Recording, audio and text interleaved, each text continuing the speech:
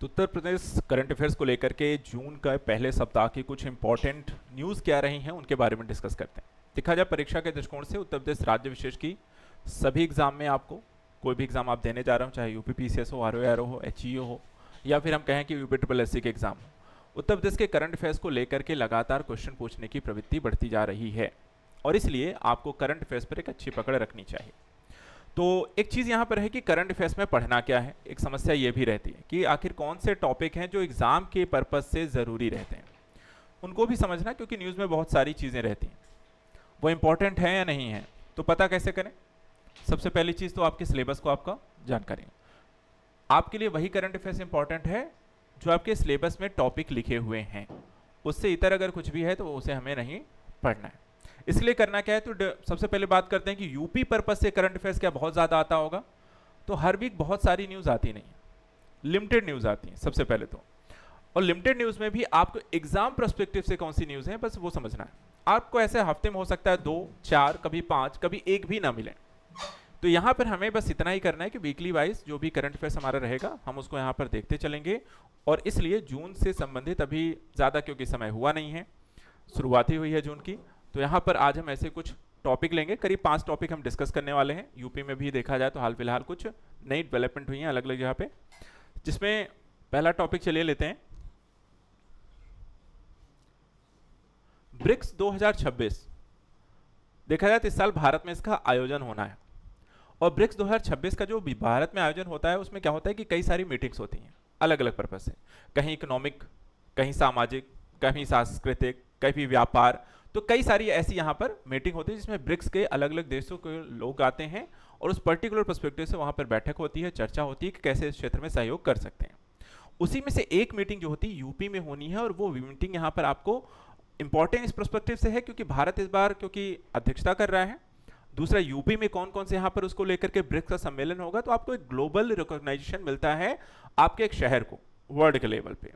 तो यहाँ पे वाराणसी में जो होने जा रहा है ब्रिक्स 2026 सम्मेलन, ये क्यों इंपॉर्टेंट है चलिए आपको समझाते हैं। जो इंपॉर्टेंट फैक्ट है वो क्या है, सबसे पहले समझिएगा कि ब्रिक्स की 2026 में दूसरी यहाँ पर संस्कृति को लेकर के सम्मेलन, यानी कि ब्रिक्स की संस्कृति पर आधारित एक सम्मेलन है। तो इंपॉर्टेंट फैक्ट ये है कि जो सम्मेलन है वो किस पर आधारित है, ब्रिक्स की संस्कृति पर, यानी हर एक देश की संस्कृति को लेकर के कहाँ पे कैसा कल्चर है, कहाँ पे किस तरीके हम सहयोग कर सकते हैं, आयोजन इसमें क्या क्या हो सकता है दूसरे देशों में, कल्चरल पर्सपेक्टिव को लेकर के किस तरीके के एंगेजमेंट हो सकते हैं, एमओयूज हो सकते हैं, तो उसको लेकर के एक सम्मेलन यहाँ पर हो रहा है। सबसे पहले तो 2 चीजें, तो ब्रिक्स की संस्कृत सम्मेलन है, यूपी में कहाँ हो रहा है, किस शहर में, तो वाराणसी में हो रहा है। इसके अलावा देखा है तो यहाँ पर आपको एक चीज ध्यान रखिएगा, इसके लिए एक समूह बना हुआ है, उस समूह का नाम है कल्चरल वर्किंग ग्रुप, CWG।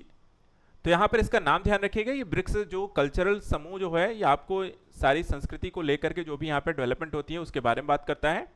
उद्देश्य यहाँ पर यही है कि सांस्कृतिक सहयोग कैसे बढ़ाया जाए, उनकी संस्कृतियों के बीच, लोगों के बीच, और उनके आदान प्रदान आपको कैसे हम डेवलप करेंगे। अब इसको लेकर यूपी में जो हो रहा है उसकी मेजबानी को लेकर के कुछ इंपॉर्टेंट फैक्ट ये हैं।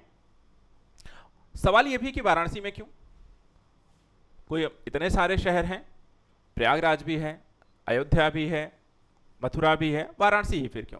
तो वाराणसी देखिए मेजबान शहर है सबसे पहली चीज। दूसरी, यहां पर वाराणसी हमारी अगर हम देखें तो विश्व के सबसे पुराने जीवित शहर है वाराणसी। इसका जो सांस्कृतिक महत्व है वो अपने आप में देखा जाए तो यूपी पे किसी भी शहर से सबसे ज्यादा है। इस कारण से यहां पर ये भारत की सांस्कृतिक और आध्यात्मिक विरासत का केंद्र है, जिस कारण से वाराणसी को जो है आपको बनाया गया है ब्रिक्स संस्कृति का समूह सम्मेलन का एक प्रमुख स्थल। तो क्वेश्चन ये भी हो सकता है आखिर वाराणसी में क्यों, तो इस प्रोस्पेक्टिव को समझना है।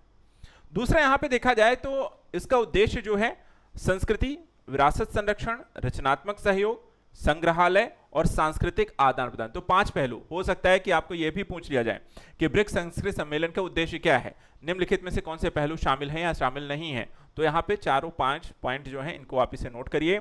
संस्कृति है, विरासत संरक्षण है, संरचनात्मक उपयोग है, जो क्रिएटिव इंडस्ट्रीज वाइज यहाँ पर क्या डेवलपमेंट हो रही हैं, कई सारे यहाँ पर देखा है तो इंडस्ट्री भी बेस्ड होती हैं, कल्चरल यहाँ पर आपको तो डिजाइन्स इसमें होती हैं। संग्रहालय बनाए जाते हैं जो अलग अलग भारत में ही देखा जाए तो म्यूजियम संग्रहालय हैं, अलग अलग समय में क्या क्या यहाँ पर भारत में साक्ष्य मिले हैं, कैसी कैसी संस्कृति विकसित हुई है, और सांस्कृतिक आदान प्रदान एक दूसरे देशों में।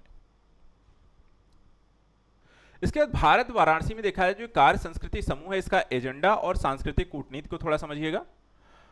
एजेंडा क्या है इस सम्मेलन का? तो पहला पॉइंट है कि देखिए सांस्कृतिक साझेदारी जो भी यहां पर देश हैं उनके बीच मजबूत करना है। दूसरा यह है कि सांस्कृतिक विरासत को संरक्षण देंगे, सांस्कृतिक पर्यटन बढ़ाएं।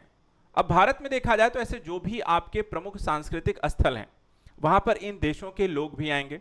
सिर्फ ऐसा नहीं होगा कि यहां पर वहां के राष्ट्रपति भर आ जाएंगे, उनके विदेश मंत्री, उनके अन्य यहाँ पे कार्य समूह, उसके अलावा यहाँ पर मीडिया उसकी होगी, कुछ उद्योगपति भी हो सकते हैं उसमें, तो कई सारे एक पूरा प्रतिनिधि मंडल आता है जिनकी सदस्य संख्या करीब 50 से 100 हो सकती है।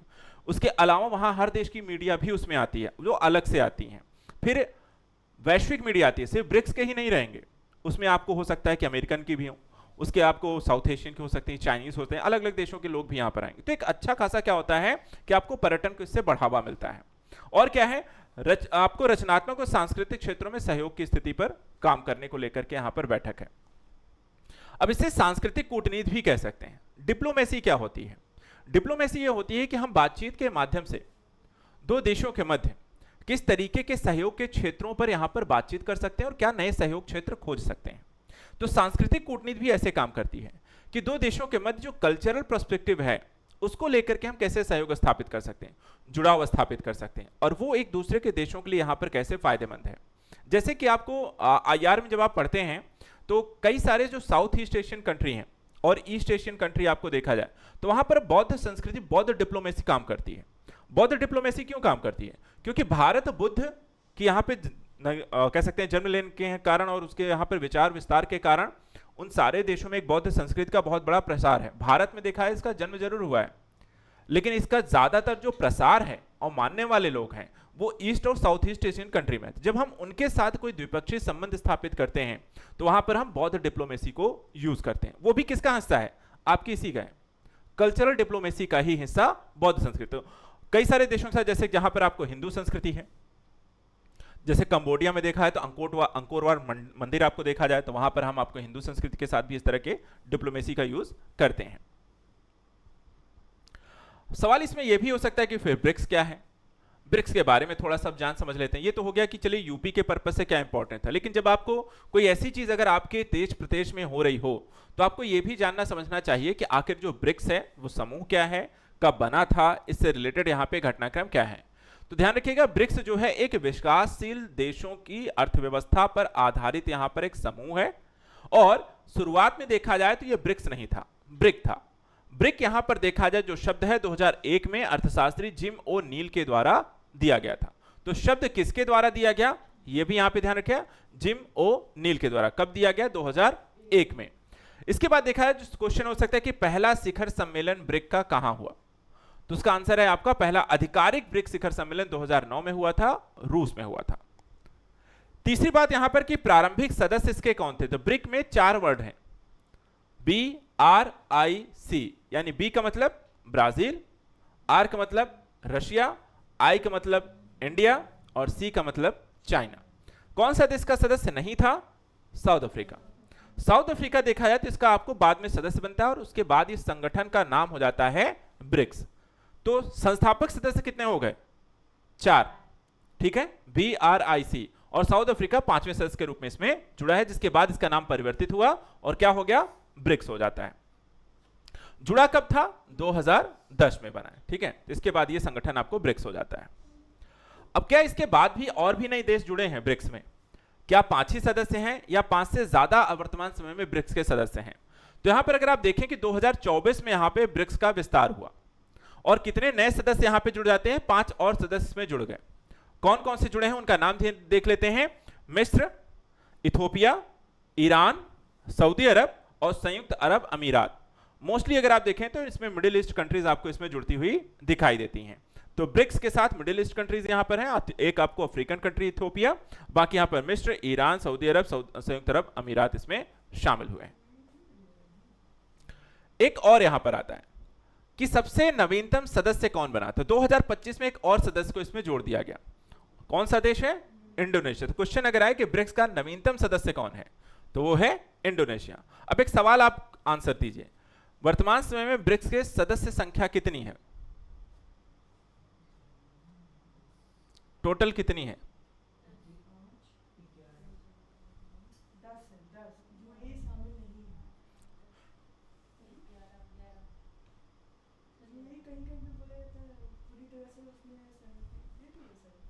देखो दो चीज़ें आती हैं, एक होता है कि आप चीज़ों पर शामिल होने को लेकर के हस्ताक्षर आपने कर दिया है और अनुमोदन करना बाकी रह जाता है, ठीक है। तो अनुमोदन की स्थिति हस्ताक्षरित है, उसको अप्लाई करने को लेकर के अलग प्रबल हुआ, लेकिन यहाँ पर हम देखें जब 2024 में विस्तारित हुआ था सऊदी अरब यहाँ पर इसमें हस्ताक्षर किए हुए थे, ठीक है। उसके बाद आपको देखा है तो इसमें आपको इंडोनेशिया जुड़ जाता है। तो वर्तमान सदस्य संख्या जब आपको पूछी जाएगी जो अपडेटेड यहाँ पर है वो 11 है, ठीक है। तो लास्ट में बस इंपॉर्टेंट फैक्ट जो है एग्जाम के, ब्रिक्स शब्द किसने दिया? जिम ओनील ने। पहला शिखर सम्मेलन कहाँ हुआ? रूस में, वो भी 2009 में। अच्छा एक क्वेश्चन ये भी हो सकता है कि ये सम्मेलन रूस में हुआ कहाँ था, पता है? ये येकतेरिनबर्ग यहाँ पर एक शहर है, येकतेरिनबर्ग रशिया में, वहां पर 2009 में इसका आयोजन हुआ था। पांचवा सदस्य दक्षिण अफ्रीका जुड़ता है। ब्रिक्स का कल्चरल समूह का संगठन वाराणसी में यहाँ पर इसका सम्मेलन हो रहा है और ये दूसरी ब्रिक्स कल्चर वर्किंग ग्रुप है जो कि यहाँ पे जून 2026 में इसका आयोजन। तो ब्रिक्स को लेकर के इंपॉर्टेंट एक पहलू जो आज आपने यहाँ पर डिस्कस कर लिया, इसके इंपॉर्टेंट पहलुओं पर यूपी के पर्पज से आपको बस ये ध्यान रखना है कि किस तरीके का सम्मेलन है, कहां हो रहा है, कब हो रहा है, और वाराणसी शहर को लेकर के भी क्वेश्चन हो सकते हैं। और उसके बाद बाकी ब्रिक्स के बारे में आपको जानकारी होनी चाहिए कि अध्यक्षता कौन कर रहा है? भारत कर रहा है, ठीक है। सबसे इंपॉर्टेंट फैक्ट ये है इस साल के एग्जाम में, ये आपको काफी इंपॉर्टेंट, क्योंकि जैसे हमने देखा था कि भारत ने जब यहाँ पर G20 ग्रुप को लेकर के आयोजन किया था, काफी सारा क्वेश्चन यहाँ पर आया था। उसी तरीके से ब्रिक्स भी एक बहुत इंपॉर्टेंट सेगमेंट है और यहाँ पर आपको क्वेश्चन आएगा ही आएगा, 100% आएगा, ये मान के रख लीजिए कि ब्रिक्स से क्वेश्चन इस साल के कोई भी एग्जाम होंगे, ये सम्मेलन होने वाला है, इस पर क्वेश्चन 100% बनना है। तो इस पर सारे फैक्ट को अच्छे से रिवाइज। और एक चीज और आपका एक यहाँ पे काम ये रहेगा, बेसिकली कुछ अपडेट होगी तो हम डिस्कस करेंगे, लेकिन ब्रिक्स से सम्मेलन को लेकर के अब कोई भी न्यूज आती है, आर्टिकल में कुछ भी अपडेट आता है, चाहे यूपी पर्सपेक्टिव से चाहे इंडिया पर्सपेक्टिव से, आपको उसके की पॉइंट एक पेज यहाँ पर खाली रख लीजिए। अब इसके आगे कोई नोट इसमें मत लिखिएगा। और यहाँ पर अब ब्रिक्स को लेकर जितनी भी अपडेट आती जाए उसको यहाँ पर ऐड करते चलिएगा एक ही जगह पे, ताकि ब्रिक्स आपको पूरा कंटेंट एक ही जगह पे अपडेट रहे।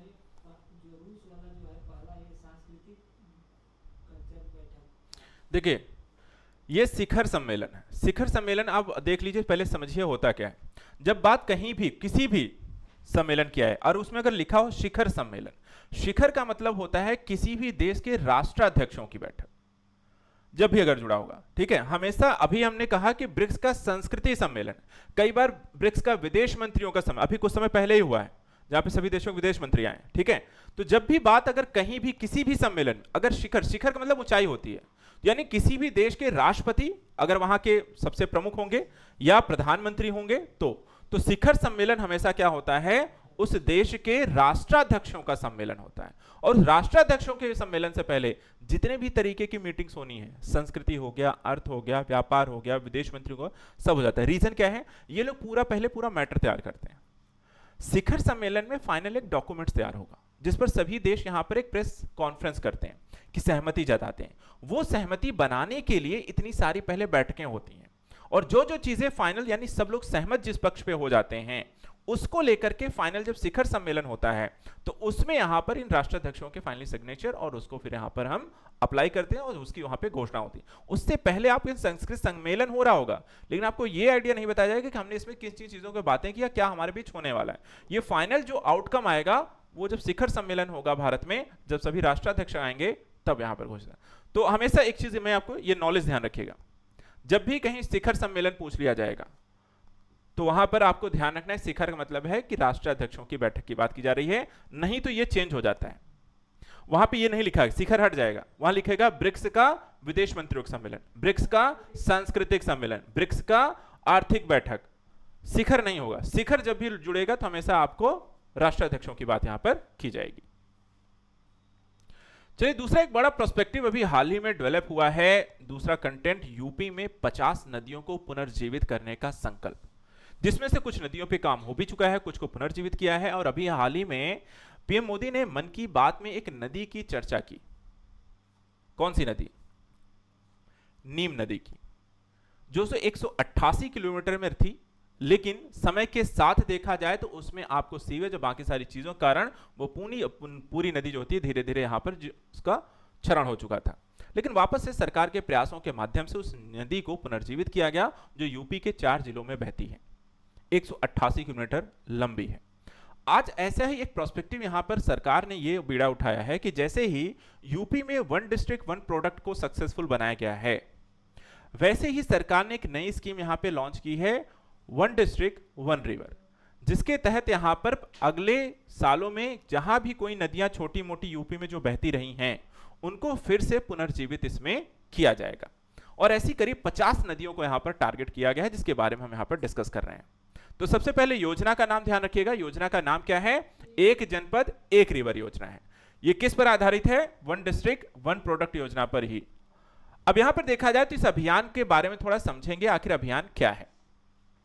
उत्तर प्रदेश सरकार के द्वारा एक जनपद एक नदी जो योजना है, इसके माध्यम से 50 छोटी और विलुप्त प्राय नदियों को, ध्यान रखिएगा, छोटी और विलुप्त प्राय नदियों को पुनर्जीवित करने का यहां पर एक संकल्प लिया गया है। और इसकी शुरुआत यहां पर देखा जाए तो बुलंदशहर की नीम नदी के पुनरुद्धार मॉडल पर आधारित है, जो कि यहां पर जिसके बारे में चर्चा की गई प्रधानमंत्री के द्वारा अपनी मन की बात कार्यक्रम में, जहां पर इस नदी का पुनरुद्धार के बारे में उन्होंने बताया कि किस तरीके से इस नदी को वापस से पुनर्जीवित किया गया है। क्वेश्चन हो सकता है कि किस तरीके का प्रोजेक्ट है, तो ध्यान रखिएगा पर्यावरणीय और जल संरक्षण आधारित है। उत्तर प्रदेश सरकार के द्वारा इसे चलाया जा रहा है और जिसका उद्देश्य यहां पर है कि हर जिले की एक ऐसी नदी जो विलुप्त हो गई हो, जो पहले बहती रही हो, उसको वापस से हम क्या करेंगे? पुनर्जीवित करने का प्रयास किया जाएगा। अब देखा जाए तो इसके लिए क्या डेटा होगा, कितना एरिया इसमें कवर किया जा रहा है, क्या क्या यहां पर इंपॉर्टेंट पहलू होने वाले हैं। सबसे पहली चीज देखा जाए तो इन नदियों की जो टोटल लंबाई हो जाएगी वो है करीब 3363 किलोमीटर। जो यूपी में आपको देखा जाए तो नदियों के विस्तार का एक अलग ही पहलू यहां पर आपको दिखाई देगा। जनभागीदारी और विभागीय समन्वय यहां पर आधारित होगा, यानी कि जिस क्षेत्र में यह नदी बह रही है उस जिले के लोग इसमें शामिल होंगे, प्लस आपका जल विभाग मंत्रालय और यूपी सरकार के सहयोग से इस पे यहां पे काम किया जाएगा। यानी कि स्थानीय लोगों के सहयोग से नदियों को पुनर्जीवित किया जाएगा, जिसमें सरकार आपके साथ काम करेगी। इसके लिए किया क्या जाएगा? तो सबसे पहले, क्योंकि नदी कोई भी विलुप्त हो रही है तो कई बार आपको नदियों के पानी का जो कटाव स्थिति या तटबंधन या फिर वहां पे अतिक्रमण हो जाना या फिर सीवेज लाइन से जोड़ दिया जाना, सरकार उसके बचाव के लिए काम यह करने जा रही है कि नदी तटों पर व्यापक वृक्षारोपण किया जाएगा, जिसके माध्यम से यहां पर इस तरीके की गतिविधियों पर रोक लगाई जाए, जल का संरक्षण किया जाए और साथ ही यहां पर उनके लिए एक प्राकृतिक तटबंध के रूप में उनको विकसित किया जाएगा। जल संरक्षण के साथ पर्यावरण संतुलन इसमें बनाना है, छोटी और विलुप्त प्राय नदियों को पुनर्जीवित करने का यह संकल्प है। अब यहां पे थोड़ी सी बात कर लेते हैं, क्योंकि नीम नदी को लेकर खास चर्चा की गई है, तो नीम नदी के बारे में आपको बताते हैं। ठीक है, नीम नदी जो है ये पश्चिमी उत्तर प्रदेश की एक छोटी नदी है। कहां की है? पश्चिमी उत्तर प्रदेश। हिस्सा कहां बहती है? पश्चिमी उत्तर प्रदेश में। किस जिले में है? तो यह बुलंदशहर जिले से यहां पर आपको देखा जाए तो अन्य गांवों से होकर के यहां पर बहती है, मेन आपको बुलंदशहर में है। और ये यहां पर विलुप्त क्यों हो गई थी? तो उसका रीजन ये था कि इस नदी के जो क्षेत्र था वहां पे अतिक्रमण कर लिया गया, गाद का जमाव हो जाता है, प्रदूषण, और इसके कारण धीरे धीरे ये नदी जो होती है उसके अस्तित्व पर संकट खड़ा हो जाता है। जो कभी एक समय नदी दिखा करती थी वो एक नाले जैसी दिखने लगी, जो कूड़े कचड़े गंदगी की वजह से यहां पर देखा जाए तो लोग उसी तरीके से उसको यूज करने लग जाते हैं। इसके बाद सरकार ने यहां पर बीड़ा उठाया और इसको यहां पर पुनरुद्धार करने के लेकर के काम करना शुरू किया। जिन 4 जिलों से होकर के गुजरती है उन जिलों के नाम भी ध्यान रखिएगा: हापुड़, बुलंदशहर, अलीगढ़, कासगंज। इसका क्रम भी ऐसा ही है, यानी यह हापुड़ से निकल के बुलंदशहर होते हुए अलीगढ़ होते हुए कासगंज तक यहां पर जाती है। और इस तरीके से पूरा अगर एरिया अगर बात करें कितने किलोमीटर लंबी है तो 188 किलोमीटर यहां पर इस पूरी नदी की आपको लंबाई है। क्वेश्चन यह भी हो सकता है कि नीम नदी का आपको उद्गम क्षेत्र क्या है? कई बार होता है, जैसे गंगा का पूछ लिया जाता है, यमुना का पूछा जाता है, सिंधु नदी का पूछ लिया जाता है। तो नीम नदी का जो उद्गम है वो हापुड़ जिले के दतियाना गांव के पास माना जाता है। कौन सा गांव? हापुड़ जिला, दतियाना गांव। 4 जिलों से होकर बहती है। क्रम भी यहां पे ध्यान रखिएगा, हापुड़ से निकलती है, कासगंज तक जाती है। इसके बाद एक क्वेश्चन होता है कि ये आखिर जाकर के मिलती किस नदी से है लास्ट में? तो यहां पर है आगे चलकर पूर्वी काली नदी। नीम नदी जो है पूर्वी काली नदी से जाकर के मिल जाती है, और जो कि ये पूर्वी काली नदी आगे चलकर के गंगा नदी से मिल जाती है। तो ये आपका पूरा रिवर अपवाह तंत्र आपको क्रिएट हो गया। तो यहां पर ऐसे ध्यान रखेंगे नीम नदी का उद्गम हापुड़ जिले के दतियाना गांव से होता है। उसके बाद ये बुलंदशहर होते हुए अलीगढ़ होते हुए कासगंज तक आती है।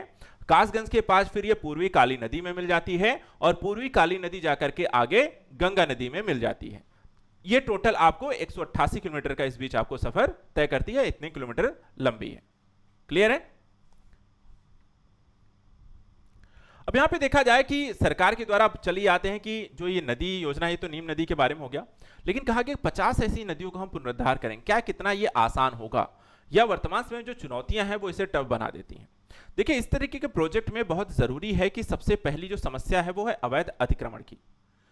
अवैध अतिक्रमण जो है नदी के किनारों पर प्रवाह पर कब्जा करना, बालू इत्यादि निकालना माफियाओं के द्वारा, उसके धीरे धीरे देखा जाए उसका प्रवाह को कटौती करना या जलमार्ग आपको परिवर्तित होना। उसके बाद आप फिर औद्योगिक और घरेलू प्रदूषण के कारण जिन शहरों से होकर के गुजरती है उनके किनारे फैक्ट्री लगा। फैक्ट्री क्यों लगा? क्योंकि फैक्ट्रियों को चाहिए होता है शुद्ध पानी, साफ पानी। तो साफ पानी वो ले जाते हैं और उसके बदले वहां पर कूड़ा कचरा, जितना भी सीवेज का पानी होता है, वो उसमें डालना शुरू कर देते हैं। तो जिससे यहाँ पर उन फैक्ट्रियों का काम चल रहा होता है, उसी नदी को यहाँ पर ये दूषित कर देते हैं। इसके बाद फिर निरंतर रखरखाव की यहाँ पर आवश्यकता है। अगर आप पुनरुद्धार करने की कोशिश कर रहे हैं, वापस से चलिए पुनर्जीवित करने की कोशिश करें, तो यहाँ पे बहुत जरूरी है कि आप रेगुलर वे में इसको यहाँ पर वॉच आउट करते रहें। कैसे करेंगे? नदी की सफाई होते रहना बीच बीच में, और इसके गहराई को यहाँ पे ध्यान रखना कि गाद बहुत ज्यादा ना जमा होने पाए। संरक्षण को लेकर के निरंतर प्रयास करते रहना, संसाधनों को यहाँ पर व्यवस्थित करना, और जन भागीदारी सबसे जरूरी पहले कि जिन गांवों से, जिन शहरों से होकर के गुजर रही है, वहां के लोगों के द्वारा उस नदी संरक्षण को लेकर के प्रयास यहाँ पर कि वो खुद चाहें तो इसमें जनभाग कहते हैं ना, वॉलंटियर बन करके नदी के सफाई कार्य कर सकते हैं, सुरक्षित उसे बनाकर रख सकते हैं, प्रदूषण की समस्या पर नियंत्रण स्थापित कर सकते हैं, जाकर के उसमें कोई चीज खुद ना फेंकें, और समय समय प्रशासन के साथ मिलकर के साफ सफाई, पेड़ों को लगाना और उसको यहाँ पे पानी इत्यादि देना। तो उसके माध्यम से एक तटबंध को यहाँ पे सुरक्षित बनाए जाने का काम किया जा सकता है। अगर आप ऐसा करते हैं तो यूपी में आपको देखा जाए तो नदियों के पानी के आ जाने से अच्छा फायदा क्या होगा? एक तो भूजल की जो समस्या है, जब आपके पास इतनी ज्यादा नदियां होंगी, समझिए अभी आपके पास गंगा और यमुना है जो बड़ी नदियां हैं, फिर आपको गागरा गंडक भी है, लेकिन आप सोचिए 50 और नदियां, छोटी छोटी ही नदियां अलग अलग जिलों में, लगभग हर एक जिले में अगर एक नदी हो जाए तो उससे जो भूजल का रिचार्ज है वो आपको क्या होगा? बेहतर हो जाएगा। पीने के पानी की जो संकट है कई जगहों पर, वो आपको खत्म होगी। नदियों में आपको रेन हार्वेस्टिंग का प्रयोग करके जब बरसात का समय आए तो ऐसा एक सिस्टम क्रिएट किया जाए कि आसपास का पानी जो है वो नदियों की तरफ चला जाए, जिससे पानी को एक रिचार्ज सिस्टम आपको क्रिएट हो जाए, उस नदी के लिए यहां पर एक अच्छा हो। और नदी की सफाई करके क्या उसकी गहराई बना सकते हैं ताकि ज्यादा से ज्यादा वो पानी को धारण कर सके। जब गर्मी का सीजन आए तो वहां पर गर्मी के इफेक्ट को भी वो झेल सके, सूखे जैसी स्थिति क्रिएट ना हो जाए।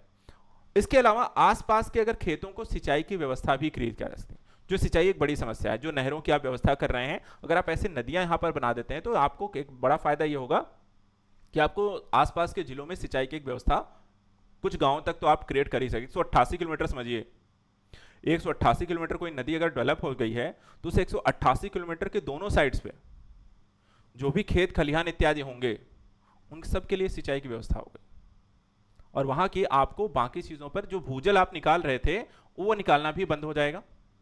नदियों वहां के भूजल स्तर में फिर सुधार लाना शुरू करेंगी। आसपास पेड़ों के लगने से और पानी साथ ही खेतों में यहाँ पर जो है उसको आप देखा जाए तो आप एक तरीके से एक दूसरे के पूरक के तौर पर काम करना शुरू कर देंगे। तो ये काम एक बहुत ही अच्छा है और यूपी के पर्पज से, लोगों के लिए दृष्टिकोण से, जल संरक्षण को लेकर के काफी सारे एनवायरमेंट फ्रेंडली आपको प्रोजेक्ट है, तो ध्यान रखिएगा, इंपॉर्टेंट है और आगे इसको लेकर के क्वेश्चन हो सकता है। तीसरा देखा जाए, हाल ही में लखनऊ में एक नौसैनिक संग्रहालय की यहां पर उद्घाटन किया गया है। ठीक है, तो ये चर्चा का विषय बना है। नौसैनिक शौर्य वाटिका इसका नाम दिया गया है, नौसेना शौर्य वाटिका। ये एक नौसैनिक संग्रहालय है और इसको कहां ओपन किया गया है? लखनऊ में ओपन किया गया है, राजनाथ सिंह और मुख्यमंत्री योगी आदित्यनाथ की उपस्थिति में। तो एक तो नाम ध्यान रखना है, नाम क्या है? नौसेना शौर्य वाटिका। क्या है? एक नौसेना संग्रहालय है। कहां बना है? लखनऊ में बना है। उद्घाटन किसने किया है? तो राजनाथ सिंह और यहाँ पे मुख्यमंत्री योगी आदित्यनाथ के उपस्थिति में इसका उद्घाटन किया गया। अब यहाँ पे जो म्यूजियम है वो किस पर बेस्ड है, क्या चीजें हैं जिस पर आधारित से बनाया गया? अब सैनिक है तो सैनिक अगर नौसेना है तो उससे रिलेटेड क्या होगा? बलिदान, सेवा और साहस, कि किस तरीके से इनके द्वारा क्या क्या कार्य किया गया है, क्या यहाँ पर इनका योगदान रहा है, उनको एक श्रद्धांजलि देते हुए उनके कार्यों को दिखाने के लिए, उनसे लोगों को परिचित कराने के लिए एक तरीके से नौसैनिक संग्रहालय को यहां पर विकसित किया गया है। अब अच्छा, इसकी खास बात क्या है? ये तो कुछ पहलू हो गए। सबसे पहली चीज देखा जाए तो जो उद्देश्य है, हमने बताया कि साहस, बलिदान, तकनीकी उत्कृष्टता और समुद्री विरासत को संरक्षित करने और लोगों को इससे परिचित कराने के लिए इस नौसैनिक संग्रहालय को विकसित किया गया है। स्थान कहां है? तो सबसे पहले तो एक तो यह है कि लखनऊ जिला हो गया। लखनऊ में कहां है? तो आपको ध्यान रखना है, जो आपका अटल बिहारी वाजपेयी इकाना क्रिकेट स्टेडियम है, उसी के पास आपको स्थित है नौसेना शौर्य वाटिका, नौसैनिक संग्रहालय। और खुले आकाश के नीचे, ऐसा नहीं किसी आपको बिल्डिंग के अंदर है, तो खुले आसमान के नीचे यहां पर इसको बनाया गया है। एक ओपन आप कह सकते हैं संग्रहालय है, म्यूजियम है पूरी तरीके से। तो इसको नोट करिएगा, खुले आकाश के नीचे नौसैनिक संग्रहालय है, लखनऊ में श्री अटल बिहारी वाजपेयी इकाना स्टेडियम के निकट स्थित है। अब इसमें एक क्वेश्चन आया ये है कि इसमें आईएनएस गोमती को रखा गया है, वहां पे दिखाया गया है इस नौसैनिक संग्रहालय में। तो थोड़ी सी जानकारी आईएनएस गोमती के बारे में। आईएनएस गोमती का जो नाम है वो यूपी की ही गोमती नदी पर पड़ा हुआ है, और इस युद्धपोत को वर्ष 1988 में Mazagon dock ship builders limited Bombay के में निर्मित किया गया था और भारतीय नौसेना में शामिल किया गया था। ठीक है, तो यहां पे ध्यान रखिएगा, ये एक युद्धपोत है, नाम आईएनएस गोमती है। गोमती यूपी में बहने वाली एक नदी है। इस युद्धपोत का निर्माण कब हुआ? 1988 में। बनाया किसके द्वारा गया? तो Mazagon dock ship builders limited Bombay में बनाया गया था और नौसेना के द्वारा इसका प्रयोग किया गया। उसके बाद देखा जाए तो सेवा में अब यहां पर इसे सेवानिवृत्त कर दिया गया है और इसे लखनऊ के यहां पे नौसेना शौर्य वाटिका संग्रहालय में रखा गया है प्रदर्शनी के लिए, जहां पे लोग इसे जाकर के देख सकते हैं, जानकारी ले सकते हैं, उसमें आप घूम सकते हैं और चीजों को देखकर जानकारी अन्य तरीके की ले सकते हैं कि आखिर ये काम कैसे करता है, क्या क्या चीजें होती हैं इसके अंतर्गत। तो ओवरऑल यहाँ पे आप लास्ट सेगमेंट के तौर पर कुछ इंपॉर्टेंट बस ये फैक्ट ध्यान रखना है। कहां है? लखनऊ में। उद्घाटन किसने किया? राजनाथ सिंह। अच्छा, राजनाथ सिंह हैं क्या इस समय? भारत के रक्षा मंत्री हैं। भारत के जरूर जोड़ना है ना। उसके बाद मुख्यमंत्री की कौन है? तो योगी आदित्यनाथ हैं। मुख्य आकर्षण क्या है? आईएनएस गोमती है। आईएनएस गोमती का नाम गोमती नदी पर बना कब? 1988 में। निर्माण वर्ष, आपको निर्माता कौन है और साथ ही साथ इसका उद्देश्य क्या है। तो ये प्रोस्पेक्टिव है, आपको थोड़ा सा ध्यान रखना है। तीन चीजें हम यहां पर आपको देखें जो एग्जाम को पर्पस से आपको, ये इंपॉर्टेंट फैक्ट है जो आपको इसमें लेकर के पूछी जा सकती है नौसेना शौर्य वाटिका को लेकर के। एक सेगमेंट और है, यूपी में बनने जा रहा है ग्रीन एनर्जी कॉरिडोर। यूपी का एक क्षेत्र है बुंदेलखंड। बुंदेलखंड का नाम आता है तो आपके मन में क्या आएगा? एक पठारी क्षेत्र है, ठीक है, और सूखा क्षेत्र है, और कुछ?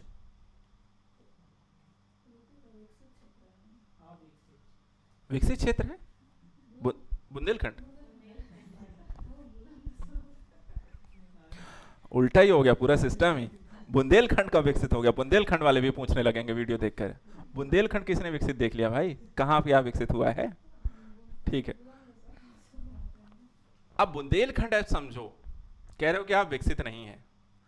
अब यहां पे सरकार इसे लेकर आ रही एक ऐसा प्रोजेक्ट जो बुंदेलखंड को वर्तमान की भौगोलिक स्थिति के लिहाज से सबसे बेहतर ऑप्शन बना देती है। सोचो क्या, सोचो क्या, किस तरीके की एनर्जी हो सकती है?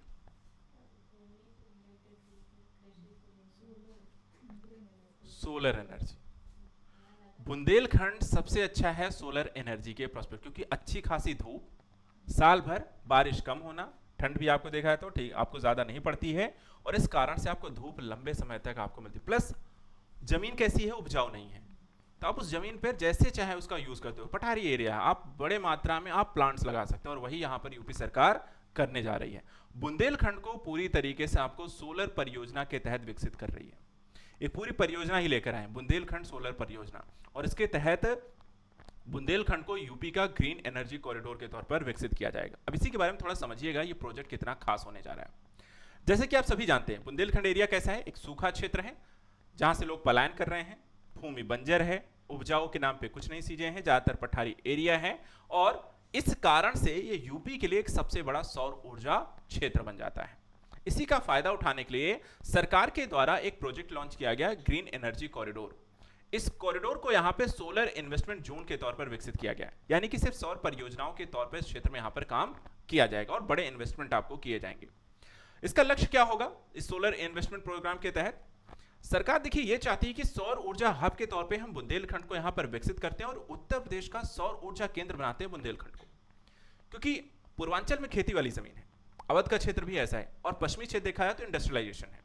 तो सौर ऊर्जा के दृष्टिकोण से अगर हमारे पास एक जमीन जो है जिसका यूज कुछ भी नहीं है, वो है आपका बुंदेलखंड। दूसरी चीज, इसे ग्रीन एनर्जी कॉरिडोर, यानी कि हम बाकी एनर्जी के तौर पर यहाँ पे पर्यावरण के प्रदूषण को भी किसी भी तरीके से पर्यावरण को नुकसान नहीं होगा, ग्रीन एनर्जी मिलेगी और बड़े स्तर पे हम इसको सप्लाई भी कर सकते हैं। अब यहाँ पे इतने बड़े प्रोजेक्ट को सरकार अकेले लॉन्च नहीं करना चाहती, वो चाहती है कि यहाँ पे प्राइवेट सेक्टर आकर के इसमें निवेश करें। इसलिए चाहे वो देश के अंदर का उद्योगपति हो या विदेशी कोई कंपनी हो जो एनर्जी सेक्टर से जुड़ा हुआ, वो आकर के यहाँ बड़े मात्रा में निवेश कर सकते हैं, सरकार वहां पर उसमें सहयोग करेगी। अब जब यहाँ पर ये प्रक्रियाएं शुरू होंगी तो इससे क्या होगा?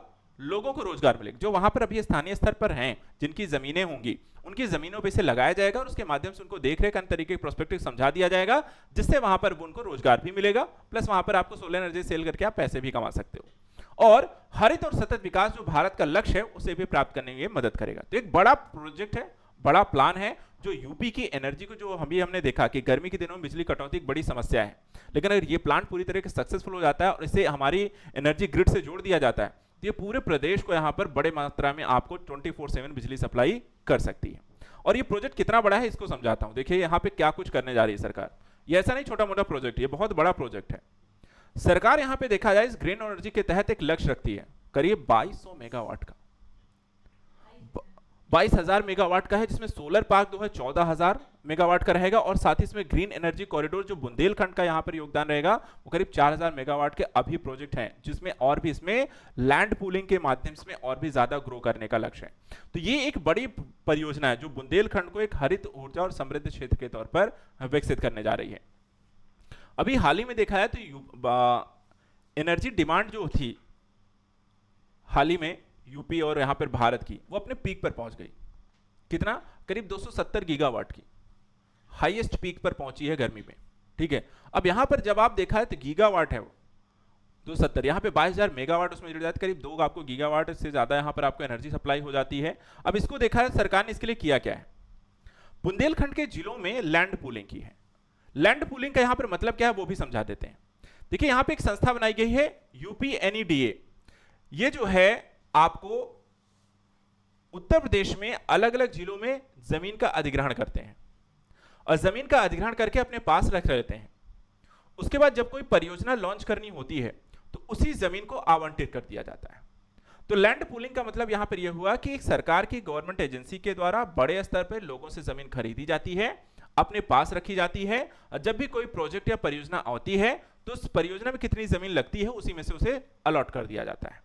तो अभी देखा जाए तो यहां पर आपको कितनी जमीन है और किस किस एरिया में वो देख लेते हैं। टोटल 17,515 एकड़ भूमि चिन्हित हुई है। अब इसमें से देखा सबसे बड़ी और सबसे ज्यादा जो भूमि चिन्हित हुई है वहां पर आप देखें तो करीब 11,667 एकड़ आपको ललितपुर में है। उसके बाद जालौन में है 2,132 एकड़, झांसी में 2,049 एकड़, चित्रकूट में 1,667 एकड़ और टोटल 17,515 एकड़ है। इस हरित ऊर्जा, रोजगार सृजन, आर्थिक विकास और यहां पर आपको इस तरीके से पूरी परियोजना को लॉन्च करने का प्लान है। अच्छा, इसका फायदा एक और चीज है, यहां पर देखा जाए तो सोलर परियोजना को कुछ इस तरीके से विकसित किया जा रहा है कि इसमें अलग अलग सेक्टर को लेकर के भी यहां पे परियोजनाएं लॉन्च है। जैसे कि अगर आप देखें तो यहां पे जालौन सोलर पार्क बनाया जा रहा है। जालौन सोलर पार्क देखा है इसकी टोटल क्षमता होगी करीब 1200 मेगावाट की। भारत के सबसे बड़े सोलर पार्क यहां पर आपको बनेगा के तौर पर और इसे NHPC और UPNEDA के द्वारा मिलकर के विकसित किया जा रहा है। दूसरा यहां पर 600 मेगावाट का ऐसा ही पावर प्लांट आपको लग रहा है झांसी सोलर परियोजना के तहत, जहां पर आपको देखा जाए तो TUSCO लिमिटेड के द्वारा विकसित किया जा रहा है। जनवरी 2025 से इसका संचालन हुआ। इसके बाद बबीना में जो झांसी में लग रहा है एक सोलर प्लांट यहां पर आपका, जिसकी 100 मेगावाट है और निवेश यहां पर करीब 1200 करोड़ रुपए यहां पे लगाए जा रहे हैं। इसके बाद देखें तो आपको बांदा सोलर परियोजना है जो 70 मेगावाट की है। अगस्त 2024 में इसका उद्घाटन हुआ। 400 प्लस यहां पे रोजगार है। इसको और भी बढ़ाए जाने को लेकर के भी यहां पर शुरुआत हो चुकी है। बांदा में और भी बड़े स्तर पे सोलर प्लांट को लेकर के सरकार काम कर रही है। और बाकी यहां पर बुंदेलखंड जो एक्सप्रेसवे है उस एक्सप्रेस वे पर पूरा यहाँ पर सोलर प्लांट लगाने की यहाँ पर तैयारी है और करीब 1700 हेक्टेयर क्षेत्र में 450 मेगावाट को करीब 2500 करोड़ की लागत से यहाँ पर तैयार किया जाएगा। तो आप समझ सकते हैं कि पूरा यहाँ पर आपको बुंदेलखंड के रीजन में अलग अलग जिलों, किसी एक जिले में नहीं है, हर एक जिले में आपको बड़ी परियोजनाएं आपको लॉन्च करके पूरा इसे यहाँ पर 10 टोटल परियोजनाएं हैं, 3000 मेगावाट का लक्ष्य है और 4000 से ज्यादा लोगों को इसके माध्यम से रोजगार दिया जाएगा और यूपी की एनर्जी को यहाँ पर इसको पूरा करने में मदद करेगा। अब यहाँ पे देखा जाए तो इसके लिए आपको क्या जाएगा, अब इतनी बड़ी यहाँ पर मेगावाट क्षमता को ग्रिड से जोड़ा जाएगा और कितनी यहाँ पर देखें तो उच्च वोल्टेज ट्रांसमिट नेटवर्क बनाए जाएंगे। उस नेटवर्क में यहाँ पे 220 केवी के सब स्टेशन स्थापित किए जाएंगे और उसके माध्यम से घर घर आपको सप्लाई भी किया जाएगा। तो जैसा मैंने कहा था कि सोलर परियोजना बनने से इसे हमारे इंडिया के एनर्जी ग्रिड सिस्टम से जोड़ करके और उसके बाद इसकी सप्लाई आपको पूरे यूपी और अन्य क्षेत्रों में यहाँ पर की जाएगी। हो सकता है क्योंकि बुंदेलखंड के रीजन में बन रहा है तो एमपी सरकार भी समझौते करे और वो भी यहाँ पर आपको डिमांड करे, तो सरकार को भी इससे क्या होता है, रेवेन्यू की प्राप्ति होती है, राजस्व प्राप्ति होती है। तो यहाँ पर इसका भी आपको, वहां पे देखा एक चीज और भी है, अपने स्टेट में आप सेल करते हो, लोगों को देते हो कम पैसे में, लेकिन जब आप दूसरे स्टेट को देते हो तो हाई प्राइस पे सेल करते हो, तो यूपी राज्य सरकार को इसका ज्यादा फायदा मिलेगा। ठीक है, तो इस तरीके से सोलर परियोजना जो होता है हरित ऊर्जा कॉरिडोर के माध्यम से बुंदेलखंड जो होता है पूरे यूपी का क्या बन जाएगा, सोलर एनर्जी हब बन जाएगा और उसके कारण यहां पर इस क्षेत्र में आपको एक बड़े स्तर पर विकास होता हुआ दिखता है।